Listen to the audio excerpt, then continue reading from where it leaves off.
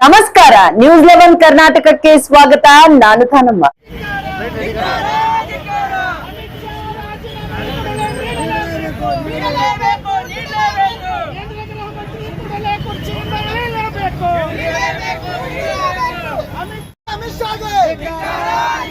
ಸಂವಿಧಾನ ವಿರೋಧಿ ಅಮಿತ್ ಶಾಗೆ ಗಡಿಪಾರ ಅಮಿತ್ ಶಾಗೆ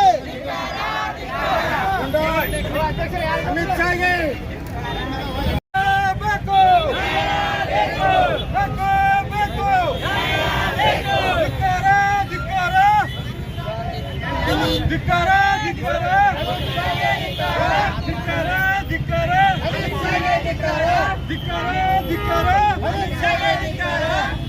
ಸಂವಿಧಾನ ಶಿಲ್ಪಿ ಡಾಕ್ಟರ್ ಬಾಬಾ ಸಾಹೇಬ್ ಅಂಬೇಡ್ಕರ್ ಅವರಿಗೆ ಸಂವಿಧಾನ ಶಿಲ್ಪಿ ಡಾಕ್ಟರ್ ಬಾಬಾ ಸಾಹೇಬ್ ಅಂಬೇಡ್ಕರ್ ಬೇಕೇ ಬೇಕು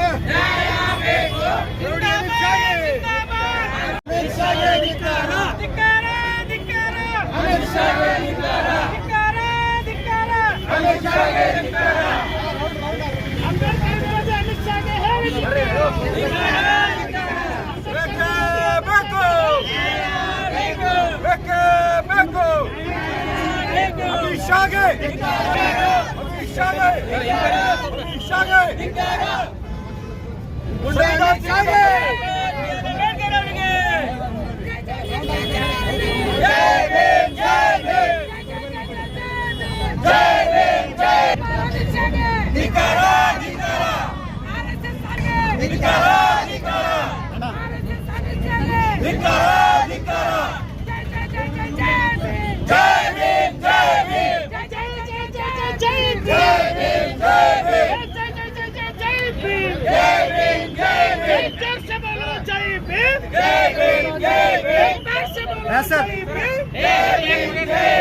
बालाजी जय बसवंत जय भीम जय बसवंत जय भीम जय पुले जय भीम जय पुले जय भीम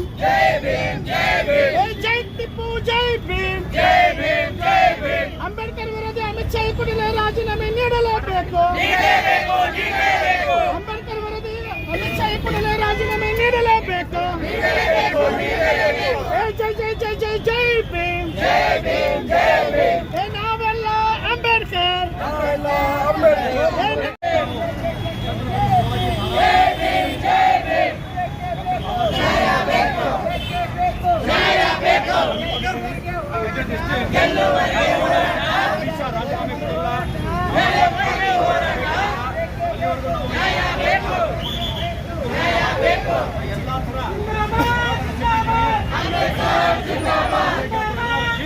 मुर्दाबाद अमित शाह मुर्दाबाद मुर्दाबाद अमित शाह मुर्दाबाद जय जय जय जय जय भीम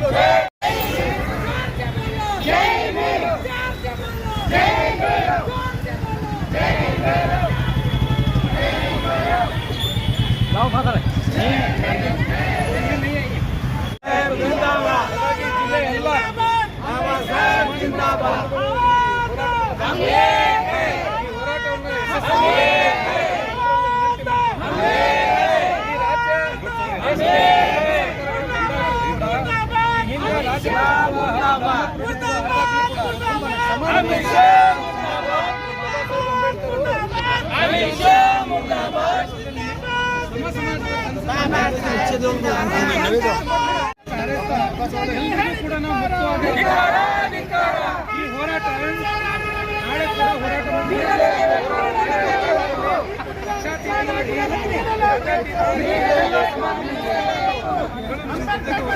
ಧಕ್ಕೆ ತಂದಿರುವ ಅಮಿತ್ ಶಾಗೆ ಹೇಳಿದಿಕ್ಕಾರ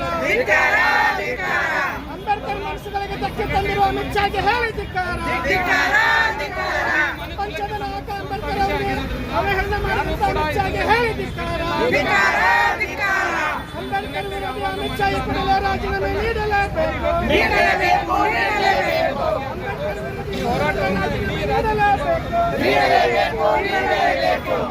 ಮೋದಿ ಅವರು ಈ ಕೂಡಲೇ ಕ್ಯಾಬಿನೆಟ್ ಇಲ್ಲ ಅಮಿತ್ ಶಾ ಅವರನ್ನ ವಜಾ ಮಾಡಲೇಬೇಕು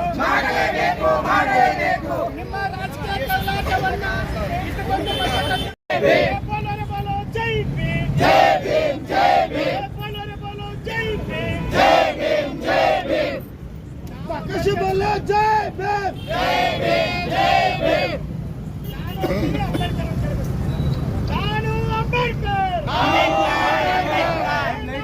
ಗೃಹ ಸಚಿವರಾಗಿರ್ತಕ್ಕಂಥ ಅಮಿತ್ ಶಾ ಅವರು ಭಾರತ ರತ್ನ ವಿಶ್ವಜ್ಞಾನಿ ಆಗಿರ್ತಕ್ಕಂಥ ಬಾಬಾ ಸಾಹೇಬ್ ಅಂಬೇಡ್ಕರ್ ಅವರ ಕುರಿತು ಅವಹೇಳನಕಾರಿಯಾಗಿ ವ್ಯಂಗ್ಯಭರಿತವಾಗಿ ಮಾತನಾಡಿರ್ತಕ್ಕಂಥದ್ದು ದೇಶದ ಜನತೆ ತಲೆ ತಗ್ಗಿಸುವ ಹಾಗೆ ವಿಶ್ವದ ಮುಂದೆ ಮಾಡಿರ್ತಕ್ಕಂಥದ್ದನ್ನ ನಾವು ಖಂಡಿಸ್ತಾ ಕೂಡಲೇ ಏನಪ್ಪಾ ಅಂತಂದ್ರೆ ಆ ಗೃಹ ಸಚಿವ ಅಂದ್ರೆ ಅವನ ಹಿನ್ನೆಲೆಯನ್ನ ನೋಡಿದಾಗ ಕ್ರಿಮಿನಲ್ ಬ್ಯಾಕ್ ಗ್ರೌಂಡ್ ಆಗಿರ್ಬೋದು ಮತ್ತೆ ಏನಪ್ಪಾ ಅಂತ ಗಡಿಪಾರ ಆಗಿರ್ತಕ್ಕಂಥ ಒಬ್ಬ ವ್ಯಕ್ತಿ ಗೃಹ ಸಚಿವನಾಗಿ ಕೇಂದ್ರದ ಒಂದು ಗೃಹ ಸಚಿವನಾಗಿ ಸದನದಲ್ಲಿ ಕುಳಿತುಕೊಂಡು ಈಗ ಬಾಬಾ ಸಾಹೇಬ್ ಅಂಬೇಡ್ಕರ್ ಮೊದಲು ನೆಹರು ಅವರಿಗೆ ಮಾತಾಡಿದ್ರು, ಆಮೇಲೆ ಗಾಂಧಿ ಅವರಿಗೆ ಮಾತಾಡಿದ್ರು, ನಂತರ ಇನ್ನೊಂದೇನಪ್ಪಾ ಅಂತ ಈಗ ಬಾಬಾ ಸಾಹೇಬ್ ಅಂಬೇಡ್ಕರ್ ಅವ್ರನ್ನ ಕೆಣಕುವ ಪ್ರಯತ್ನ ಮಾಡಿರ್ತಕ್ಕಂಥ ಇವರನ್ನ ಹೀಗೆ ಬಿಟ್ರೆ ಮುಂದೊಂದು ದಿನ ಪ್ರಜಾಸತ್ತಾತ್ಮಕ ವ್ಯವಸ್ಥೆಯನ್ನ ನಾಶ ಮಾಡತಕ್ಕಂಥ ಕೆಲಸವನ್ನ ಇವರು ಪಾರ್ಲಿಮೆಂಟ್ ನಲ್ಲಿ ಕೂತ್ಕೊಂಡು ಮಾಡ್ತಕ್ಕಂಥದ್ದನ್ನ ನಾವು ಕಾಣ್ತಾ ಇದ್ದೇವೆ. ಆ ಕಾರಣದಿಂದ ನಾವು ಕರ್ನಾಟಕ ರಾಜ್ಯದಲ್ಲಿ ನಾವೆಲ್ಲರೂ ಕೂಡ ಆಕ್ರೋಶದಿಂದ ಸಮಸ್ತ ನಾಗರಿಕರೆಲ್ಲರೂ ಸೇರ್ಕೊಂಡು, ಇದು ಕೇವಲ ಒಂದು ಸಂಘಟನೆ ಅಲ್ಲ, ಇಡೀ ಜನಸಾಮಾನ್ಯರು, ನಾಗರಿಕ ಸಮಾಜಗಳು ಅಥವಾ ಎಲ್ಲ ಸಂಸ್ಥೆಯವರು ಕೂಡಿಕೊಂಡು ನಾವು ಈಗ ಇದನ್ನ ಪ್ರತಿಭಟನಾ ರ್ಯಾಲಿಯನ್ನ ಪಂಜಿನ ಮೆರವಣಿಗೆ ಮೂಲಕ ನಾವು ಮಾಡ್ತಾ ಇದ್ದೇವೆ. ಈ ಪ್ರತಿಭಟನಾ ರ್ಯಾಲಿ ಅಮಿತ್ ಶಾ ಅವರಿಗೆ ಮತ್ತು ಕೇಂದ್ರ ದುಷ್ಟ ಸಚಿವರಿಗೆ ನಾವೇನಪ್ಪಾ ಅಂತಂದ್ರೆ ಒಂದು ಎಚ್ಚರಿಕೆ ಗಂಟೆಯನ್ನು ಕೊಡ್ತಾ ಇದ್ದೇವೆ. ಕೂಡಲೇ ನೀವು ಈ ರೀತಿ ಉದ್ದಟತನದ ವರ್ತನೆ ಮಾಡಿರ್ತಕ್ಕಂಥ ಅಮಿತ್ ಶಾ ಅವರನ್ನ ದೇಶದ ಜನತೆಯ ಕ್ಷಮೆ ಕೇಳಬೇಕು. ಮತ್ತೆ ಏನಪ್ಪಾ ಅಂತಂದ್ರೆ ಅಮಿತ್ ಶಾ ಅವರನ್ನ ಕೂಡಲೇ ತನ್ನ ಮಂತ್ರಿ ಮಂಡಲದಿಂದ ನರೇಂದ್ರ ಮೋದಿ ಅವರು ವಜಾ ಮಾಡಬೇಕು.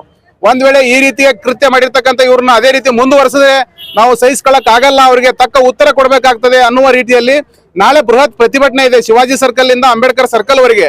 ಅದರ ಪೂರ್ವಭಾವಿಯಾಗಿ ಇಂದು ನಾವು ಏನಪ್ಪಾ ಅಂತಂದ್ರೆ ಪಂಜಿನ ಮೆರವಣಿಗೆಯನ್ನು ಮಾಡ್ತಾ ಇದ್ದೇವೆ. ಏನ್ ಪಂಜಿನ ಮೆರವಣಿಗೆಪ್ಪ ಅಂತಂದ್ರೆ ಇದು ನಮ್ಮ ಆಕ್ರೋಶದ ಪ್ರತೀಕ. ನಾವು ಆಕ್ರೋಶ ಭರಿತರಾಗಿ ಈ ರೀತಿ ನಿಮ್ಮ ಮೂಲಕ ಪಂಜಿನ ಮೆರವಣಿಗೆ ಒಂದು ಸಂದೇಶ ಕೊಡ್ತಾ ಇದ್ದೇವೆ. ಈ ಪಂಜಿನ ಮೆರವಣಿಗೆ ಕೇವಲ ನಿಮಗೆ ಏನಪ್ಪಾ ಅಂತಂದ್ರೆ ಒಂದು ವಾರ್ನಿಂಗ್ ಅಷ್ಟೇ. ಮುಂದಿನ ದಿನಮಾನದಲ್ಲಿ ಇದು ದೊಡ್ಡ ಪರಿಣಾಮವನ್ನ ಬೀರ್ತಕ್ಕಂಥದ್ದು ಇದೆ ಅಂತಕ್ಕಂಥದ್ದು ಈ ಸಂದರ್ಭದಲ್ಲಿ ಹೇಳಕ್ ಇಷ್ಟಪಡ್ತಾ ಇದ್ದೇನೆ. ಇವತ್ತು ನಾವು ಶಿವಾಜಿ ಸರ್ಕಲ್ ಇಂದ ಅಂಬೇಡ್ಕರ್ ಸರ್ಕಲ್ ವರೆಗೆ ನಾವೀಗ ಪಂಜಿನ ಮೆರವಣಿಗೆಯನ್ನು ಹೊರಡ್ತಾ ಇದ್ದೇವೆ. ಈ ಪಂಜಿನ ಮೆರವಣಿಗೆಯಲ್ಲಿ ಎಲ್ಲ ಸಮುದಾಯದವರು ಏನಪ್ಪಾ ಅಂತಂದ್ರೆ ದಲಿತರು, ಹಿಂದುಳಿದ ವರ್ಗವರು, ಅಲ್ಪಸಂಖ್ಯಾತರು, ನಮ್ಮ ಏನಪ್ಪಾ ಅಂತಂದ್ರೆ ನಮ್ಮ ಸಹೋದರ ಸಂಘಟನೆಯವರಾಗಿರ್ತಕ್ಕಂಥ ಸಲಾಂ ಅಭಿವೃದ್ಧಿ ಸಂಸ್ಥೆಯವರಾಗಿರ್ಬೋದು, ಅನೌಪಚಾರಿಕ ಶಿಕ್ಷಣ ಸಂಸ್ಥೆ ಆಗಿರ್ಬೋದು, ರೈತ ಕಾರ್ಮಿಕ ಸಂಘಟನೆಗಳಾಗಿರ್ಬೋದು, ರೈತ ಸಂಘಟನೆಗಳು ಮತ್ತೆ ಮಹಿಳಾ ಸಂಘಟನೆಗಳು, ನಮ್ಮ ಮಂಗಳಮುಖಿ ಅಕ್ಕಂದಿರು, ಇವರೆಲ್ಲರೂ ಕೂಡ್ಕೊಂಡು ನಾವೇನಪ್ಪಾ ಅಂತಂದ್ರೆ ದೊಡ್ಡ ಮಟ್ಟದಲ್ಲಿ ಹೋರಾಟವನ್ನು ನಾವು ಮಾಡ್ತಾ ಇದ್ದೇವೆ. ಈ ಹೋರಾಟದ ಉದ್ದೇಶ ಎಷ್ಟೇ, ನಾವು ಪ್ರಜಾಸತ್ತಾತ್ಮಕ ದೇಶವನ್ನು ಉಳಿಸ್ಕೊಳ್ಳಿಕ್ಕೆ, ಸಂವಿಧಾನವನ್ನು ಉಳಿಸ್ಕೊಳ್ಳಿಕ್ಕೆ ಅಂತ ನಾವೆಲ್ಲ ಹೋರಾಟಕ್ಕೂ ಕೂಡ ಸಿದ್ಧರಿದ್ದೇವೆ. ಅದೇ ರೀತಿ ಬಾಬಾ ಸಾಹೇಬ್ ಅಂಬೇಡ್ಕರ್ ಅವರಿಗೆ ಅವಮಾನವಾದಾಗ ಅವ್ರಿಗೆ ಯಾರಾದ್ರೂ ಕೆಣಕಿದ್ರೆ ನಾವು ಸುಮ್ಮನಿರಲ್ಲ, ಅದಕ್ಕೆ ತಕ್ಕ ಉತ್ತರ ಕೊಡ್ತೇವೆ ಅಂತಕ್ಕಂಥದ್ದು ಈ ಸಂದರ್ಭದ ನಮ್ಮ ಪಂಜಿನ ಮೆರವಣಿಗೆಯ ಉದ್ದೇಶವಾಗಿದೆ. ಸರ್ ಶ್ರೀನಾಥ್ ಪೂಜಾರಿ ಅಂತೇಳಿ ಈ ಹೋರಾಟದಲ್ಲಿ ನಾನು ಒಬ್ಬ. ನಮಸ್ಕಾರ ರೇರೆ, ಇವತ್ತು ನಾವು ಇಲ್ಲಿ ಈ ಒಂದು ಪಂಜಿನ ಮೆರವಣಿಗೆ ಮುಖಾಂತರ ನಮ್ಮ ಪ್ರತಿಭಟನೆಯನ್ನ ನಾವು ಇಲ್ಲಿ ಮುಂದೆ ತೋರಿಸ್ತಾ ಇದ್ದೇವೆ. ಇದಕ್ಕೆ ಮೂಲ ಕಾರಣ ನಮ್ಮೆಲ್ಲರನ್ನು ಕೂಡ ಎತ್ತಿ ಹಿಡಿದಂತಹ, ದೇಶಕ್ಕೆ ಸಂವಿಧಾನವನ್ನು ನೀಡಿದಂತಹ ಮಹಾಪುರುಷರ ಬಗ್ಗೆ ಬಹಳಷ್ಟು ಒಂದು ಅನಾಗರಿಕವಾಗಿ ಬಹಳ ಕೀಳಾಗಿ ಮಾತಾಡಿರುವಂಥದ್ದು ನಮ್ಮೆಲ್ಲರಿಗೂ ಕೂಡ ನೋವುಂಟು ಮಾಡಿರುವಂಥದ್ದು. ಸೊ ಈ ನಿಟ್ಟಿನಲ್ಲಿ ಇವತ್ತು ಕೇಂದ್ರ ಗೃಹ ಸಚಿವರಾಗಿರುವಂತಹ ಅಮಿತ್ ಶಾ ಅವರು ದೇಶದ ಕ್ಷಮೆ ಕೇಳಬೇಕು. ವಿಶೇಷವಾಗಿ ಅವರು ಏನು ಅಂಬೇಡ್ಕರ್ ಅವರನ್ನ ಏನು ಹೀಯಾಳಿಸಿದ್ದಾರೆ, ಇಂಥದ್ದು ಮುಂದೆ ಯಾವುದೇ ರೀತಿಯಲ್ಲಿ ಯಾರು ಕೂಡ ಮಾಡಬಾರದು ಅನ್ನುವಂಥದ್ದು ನಮ್ಮೆಲ್ಲರ ಆಶಯ. ಇವತ್ತು ಈ ಒಂದು ಪಂಜಿನ ಮೆರವಣಿಗೆ ಮೂಲಕ ನಾವು ಒಂದು ಜಾಗೃತಿಯನ್ನ ಹರಡ್ತಾ ಇದ್ದೇವೆ.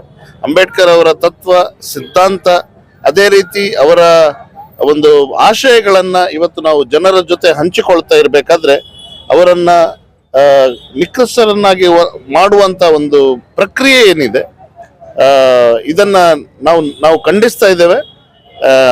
ಜನರು ಎಲ್ಲರೂ ಕೂಡ ಒಟ್ಟಿಗೆ ಸೇರ್ತಾ ಇದ್ದಾರೆ. ಅಷ್ಟು ಮಾತ್ರ ಅಲ್ಲ, ಇಲ್ಲಿ ನೆರೆದಿರುವಂತ ಬೇರೆ ಬೇರೆ ಸಮುದಾಯದ ಜನರು ಇಲ್ಲಿದ್ದಾರೆ. ಇವರೆಲ್ಲರೂ ಕೂಡ ಇವತ್ತು ಈ ಒಂದು ಪ್ರತಿಭಟನೆಯ ಮುಖಾಂತರ ನಾವು ಏನು ಗೃಹ ಸಚಿವರು ಹೇಳ್ತಾ ಇರುವಂತ ಮಾತನ್ನ ನಾವು ಒಪ್ತಾ ಇಲ್ಲ. ಅಂಬೇಡ್ಕರ್ ಅವರು ನಮ್ಗೆಲ್ಲರಿಗೂ ಕೂಡ ಮಾಡಿರುವಂತ ದೊಡ್ಡ ಸಹಾಯಕ್ಕೆ ನಾವೆಲ್ಲರೂ ಕೃತಜ್ಞತೆಯನ್ನು ಸಲ್ಲಿಸ್ತೇವೆ ಅನ್ನುವಂತ ವಿಚಾರವನ್ನು ಇಟ್ಕೊಂಡು ನಾವಿಲ್ಲಿ ಬಂದಿದ್ದೇವೆ. ಈ ಒಂದು ಪಂಜಿನ ಮೆರವಣಿಗೆ ನಾಳೆಯ ಒಂದು ಪ್ರೊಟೆಸ್ಟ್ ಏನಿದೆ ಅದಕ್ಕೆ ದಾರಿದೀಪವಾಗ್ಲಿ ಅನ್ನುವಂಥದ್ದು ನಮ್ಮೆಲ್ಲರ ಆಶಯ. ನಾನು ಫಾದರ್ ಟಿಯೋಲ್ ಅಂತ ಸಾಮಾಜಿಕ ಕಾರ್ಯಕರ್ತ. ಈಗಾಗಲೇ ಇದೆಲ್ಲ ಗೊತ್ತಿರುವಂತ ಮಾಧ್ಯಮ ಮಿತ್ರರಲ್ಲಿ ಗೊತ್ತಿರುವಂತ ವಿಷಯನೇ. ನಮ್ಮ ಲೋಕಸಭೆಯಲ್ಲಿ ಏನು ಧ್ವನಿ ಎತ್ತು ಮಾತಾಡಿದ್ರು, ಈಗಾಗಲೇ ಮಾತಾಡಿದಂಥವರು ಪ್ರಮುಖ ಸ್ಥಾನಮಾನದಲ್ಲಿ ಇದ್ದಂತಹ ಗೃಹ ಮಂತ್ರಿ ಆದಂತಹ ಅಮಿತ್ ಶಾ ಅವರು ಈ ತರ ಮಾತನಾಡುವುದು ಸರಿಯೇ? ಸಂವಿಧಾನ ಅಂದರೇನು? ಸಂವಿಧಾನದ ಮೂಲಕವೇ ಇವರು ಏನು ಆ ಸಂಸತ್ತಿನಲ್ಲಿ ಮೆಟ್ಟಿಲನ್ನ ಏರಿ ಇವತ್ತು ಇಷ್ಟು ದೊಡ್ಡ ಜವಾಬ್ದಾರಿ ಜಾಗದಲ್ಲಿ ಕೂತಿದ್ದಾರೆ. ಆ ಅಂಬೇಡ್ಕರ್ ಅನ್ನುವ ಬದಲಿಗೆ ದೇವರ ಹೆಸರನ್ನ ಮಾಡಿದರೆ ಸ್ವರ್ಗ ಮತ್ತು ನರಕವನ್ನು ಕಾಣಬಹುದು ಅಂತ ಹೇಳ್ತಾರಲ್ಲ, ಇದು ಎಷ್ಟರ ಮಟ್ಟಿಗೆ ಸರಿ ಅನ್ನಿಸ್ತಾ ಇದೆ ನೀವೇ ವಿಚಾರ ಮಾಡಿ. ಅಂದ್ರೆ ಬಿಜೆಪಿಯವರ ಅಂತರಂಗ ಇವತ್ತು ಹೊರಗೆ ಬಿತ್ತು. ಯಾಕಂದ್ರೆ ಅವರಿಗೆ ಫುಲ್ ಮೆಜಾರಿಟಿ ಸೀಟ್ ಬಂದಿದ್ರೆ ಸಂವಿಧಾನವನ್ನ ಬದಲು ಮಾಡಿಬಿಡ್ತಿದ್ರು ಅನ್ನೋದಕ್ಕೆ ಇದೇ ಸಾಕ್ಷಿ. ಅಮಿತ್ ಶಾ ಅವರೇ ಸಾಕ್ಷಿ. ಯಾಕಂದ್ರೆ ಈಗ ಈ ಮಾತನ್ನ ಹೇಳಿದಾಗ ಸಂವಿಧಾನಕ್ಕೆ ಧಕ್ಕೆ ಬರುವಂತದ್ದು, ರಾಷ್ಟ್ರ ಧ್ವಜಕ್ಕೆ ಅವಮಾನ ಮಾಡುವಂತದ್ದು, ಮಹಿಳೆಯರಿಗೆ ಅವಮಾನ ಮಾಡುವಂತದ್ದು, ಇದು ಎಲ್ಲ ಯಾವ ಪಕ್ಷದಲ್ಲಿ ನಡೀತಾ ಇದೆ? ಈಗ ಬಿಜೆಪಿ ಪಕ್ಷದಲ್ಲಿ ನಡೀತಾ ಇದೆ. ಅಟಲ್ ಬಿಹಾರಿ ವಾಜಪೇಯಿ ಅವರು ಮತ್ತು ನಮ್ಮ ವಾಜಪೇಯಿ ಇರುವಕರ ವಾತಾವರಣ ಬಿಜೆಪಿ ಪಕ್ಷ ಯಾವ ರೀತಿಯಲ್ಲಿತ್ತು, ಈಗ ಯಾವ ರೀತಿಯಲ್ಲಿತ್ತು, ನೀವೇ ಮಾಧ್ಯಮ ಮಿತ್ರರು ನೀವೇ ಹೇಳ್ಬೇಕು ನಮ್ಗೆ. ಅದಕ್ಕಾಗಿ ಒಂದೇ ಮಾತಲ್ಲಿ ಹೇಳ್ತೀನಿ ನಾನು, ಅಧಿವೇಶನ ನಡೆಯುವಾಗ ಯಾವ ವಿಷಯಗಳನ್ನ ಚರ್ಚೆ ಆಗಬೇಕು, ಸಂವಿಧಾನಕ್ಕೆ ಎಷ್ಟು ಮಹತ್ವವನ್ನ ಕೊಡಬೇಕು. ಯಾಕಂದ್ರೆ ಡಾಕ್ಟರ್ BR ಅಂಬೇಡ್ಕರ್ ಅವರೇ ನಮಗ್ ದೇವ್. ಪ್ರತಿ ಒಂದು ಸರ್ವರಿಗೂ, ಅವರ ಜಾತಿಗೆ ಮಾತ್ರ ಮಾಡಿಲ್ಲ ಅವರು, ಸರ್ವರಿಗೂ ಸಮಬಾಳು, ಸಾಮಾಜಿಕ ನ್ಯಾಯ, ಆರ್ಥಿಕ ನ್ಯಾಯ, ಎಲ್ಲದರೊಳಗೂ ಒಂದೇನೋ ಪುಷ್ಟೀಕರಣ, ಎಲ್ಲದರೊಳಗೂ ನಾವು ಸರ್ವರಿಗೂ ಸಮಾನತೆಯನ್ನ ಬಯಸಿದಂತಹ ಮಹಾನ್ ದೇವರಂದ್ರೂ ತಪ್ಪಾಗಲಾರದು.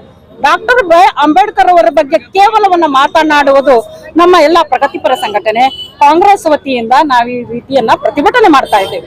ಯಾಕಂದ್ರೆ ಅವರನ್ನು ಕೂಡಲೇ ವಜಾ ಮಾಡಬೇಕು. ಯಾವಕ್ಕೆ ಅಂದ್ರೆ ರಾಷ್ಟ್ರ ದ್ರೋಹದ ಕೆಲಸ ಯಾರು ಮಾಡ್ತಾ ಇದಾರೆ ಅಂತ ನಿಮ್ಗೆ ಈಗಾಗಲೇ ಗೊತ್ತಾಯ್ತು. ಯಾಕಂದ್ರೆ ಅಲ್ಲಿ ಚರ್ಚೆ ಆಗಬೇಕಾಗಿದ್ದ ವಿಷಯ ದೇಶ ಅಭಿವೃದ್ಧಿ ಕೆಲಸ ಆಗ್ಬೇಕು. ಅದನ್ನ ಬಿಟ್ಟು ಒಬ್ಬರಿಗೆ ನಿಂದನೆ ಮಾಡೋದು, ಒಬ್ಬರಿಗೆ ಅವಹೇಳನಕಾರದ ಮಾತುಗಳನ್ನೇ ಹೇಳುವುದು, ಲೋಕಸಭೆಯಲ್ಲಾಗ್ಲಿ ವಿಧಾನಸಭೆಯಲ್ಲಾಗ್ಲಿ ಈಗಲೇ ನೋಡಿರ್ಬೋದು ನೀವು. ನಮ್ಮ ಸರ್ಕಾರ ಅಂತ ನಾನು ಹೇಳ್ತಾ ಇಲ್ಲ, ಯಾಕಂದ್ರೆ ನಮಗೆ ಗೌರವ ಎಲ್ಲಿ ಮಹಿಳೆಯರಿಗೆ ಅವಮಾನ ಆಗ್ತದೆ, ಎಲ್ಲಿ ನಮ್ಮ ರಾಷ್ಟ್ರ ಮತ್ತು ನಮ್ಮ ಸಂವಿಧಾನಕ್ಕೆ ನಮ್ಗೆ ಅವಮಾನ ಆಗ್ತದೆ, ಅಲ್ಲಿ ನಾವು ಹೋರಾಟವನ್ನು ಮಾಡುವುದಕ್ಕೆ ಎಲ್ಲಾ ಮಹಿಳೆಯರು ಹೋರಾಟವನ್ನು ಮಾಡಿ ಅವರು ಈಗಿಂದ ಈಗಲೇ ನೋಡಿಕೊಂಡು ಅವರನ್ನ ರಾಜೀನಾಮೆ ಕೊಡುವಂತೆ ನಮ್ಮ ಒತ್ತಾಯ ಎಲ್ಲಾ ಮಹಿಳೆಯರಿಗೂ. ಇವತ್ತು ನಾವೆಲ್ಲರೂ ಪ್ರತಿಭಟನೆ ಮಾಡ್ಲಿಕ್ಕತ್ತಿದೆ, ಅವರನ್ನ ರಾಜೀನಾಮೆ ಕೊಡಬೇಕು. ಇಲ್ಲಿ ಶಿವಾಜಿ ಚೌಕಿಂದ ಅಂಬೇಡ್ಕರ್ ಭವನ ತನಕ ಹೋಗ್ತೇವೆ. ಜೈ ಭೀಮ್ ಸ್ನೇಹಿತರೆ, ಒಂದು ಏನು ಕೇಂದ್ರ ಸಚಿವರಾದಂತ ಅಮಿತ್ ಶಾ, ಅದರಲ್ಲಿ ಒಂದು ಉನ್ನತ ಹುದ್ದೆಯಲ್ಲಿ ಇರುವಂತ ಗೃಹ ಸಚಿವ ಅಮಿತ್ ಶಾ ಅವರ ಹೇಳಿಕೆ ಏನಿದೆ, ಇಡೀ ದೇಶದ ಮತ್ತೆ ಇಡೀ ಪ್ರಪಂಚದ ಸಂವಿಧಾನದ ಪರ ಮತ್ತೆ ಅಂಬೇಡ್ಕರ್ ಪರ ಇರುವಂತ ಮನಸ್ಸುಗಳಿಗೆ ತುಂಬಾ ನೋವನ್ನ ಉಂಟು ಮಾಡಿದೆ. ಯಾಕಂದ್ರೆ ಡಾಕ್ಟರ್ ಬಾಬಾ ಸಾಹೇಬ್ ಅಂಬೇಡ್ಕರ್ ಒಂದು ಜಾತಿಗೆ ಮಾತ್ರ ಸೀಮಿತ ಅಲ್ಲ, ಅವರು ದಲಿತ ನಾಯಕರಲ್ಲ, ಅವ್ರು ಇಡೀ ಪ್ರಪಂಚದ ನಾಯಕರು, ಎಲ್ಲಾ ಜೀವಿಗಳ ನಾಯಕರು. ಇವತ್ತು ಡಾಕ್ಟರ್ ಬಾಬಾ ಸಾಹೇಬ್ ಅಂಬೇಡ್ಕರ್ ಅವ್ರು ಏನಾದ್ರು ಸಂವಿಧಾನ ಬರೆಯದೆ ಹೋಗಿದ್ರೆ ಅಮಿತ್ ಶಾ ಆ ಕುರ್ಚಿಯಲ್ಲಿ ಕುಂಡ್ರಕ್ಕೆ ಆಗ್ತಾ ಇರ್ಲಿಲ್ಲ ಅಂತೇಳಿ ನಾವು ತುಂಬಾ ಕಡಾಖಂಡಿತವಾಗಿ ನೇರವಾಗಿ ಖಂಡಿಸ್ತೀವಿ. ಮತ್ತೆ ಯಾವ್ದು ಸಣ್ಣ ಪುಟ್ಟ ತಪ್ಪುಗಳನ್ನ ಮಾಡಿದವರನ್ನ UAP ಅಡಿಯಲ್ಲಿ ತಾವು ಬಂಧಿಸ್ತಾ ಇದ್ದೀರಾ. ಇವತ್ತು ಇಡೀ ಪ್ರಪಂಚದ ನಾಯಕ ಮತ್ತೆ ಸಂವಿಧಾನದ ಮಹಾಪಿತನನ್ನ ನಿಂದಿಸಿದನ್ನ ನೀವು ನೋಡಿ ಸುಮ್ಮನೆ ಕುಂಡಿರ್ತಾ ಇದ್ದೀರಾ ಅಂತಂದ್ರೆ ಖಂಡಿತ ಅಷ್ಟು ನಿರ್ದಾಕ್ಷಿಣ್ಯವಾಗಿ ಎಲ್ಲಾ ಸಂವಿಧಾನ ಪರ ಇರುವಂತ ಮನಸ್ಸುಗಳು ಇದನ್ನ ಕಡಾಖಂಡಿತವಾಗಿ ಖಂಡಿಸ್ತೀವಿ. ತಕ್ಷಣ ಅಮಿತ್ ಶಹಾನ ಆ ಬಿಜೆಪಿ ಪಕ್ಷ ವಜಾ ಮಾಡಬೇಕು, ಮತ್ತೆ ಮಂತ್ರಿ ಮಂಡಲದಿಂದ ತಕ್ಷಣ ವಜಾ ಮಾಡಬೇಕು. ರಾಷ್ಟ್ರಪತಿಗಳಿಗೆ ನಾವು ವಿನಂತಿಸ್ತಾ ಇದ್ದೀವಿ, ತಕ್ಷಣ ಇವ್ರನ್ನ ವಜಾ ಮಾಡಲು ತಾವು ಒಂದು ಸೂಚನೆಯನ್ನ ಹೊರಡಿಸ್ಬೇಕಂತೇಳಿ.